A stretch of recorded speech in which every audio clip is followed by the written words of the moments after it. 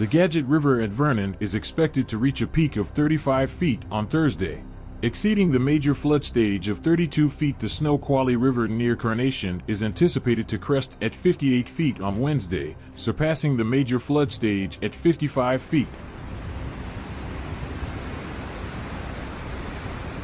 Grid's off. Dad, watch out! I'll put it out.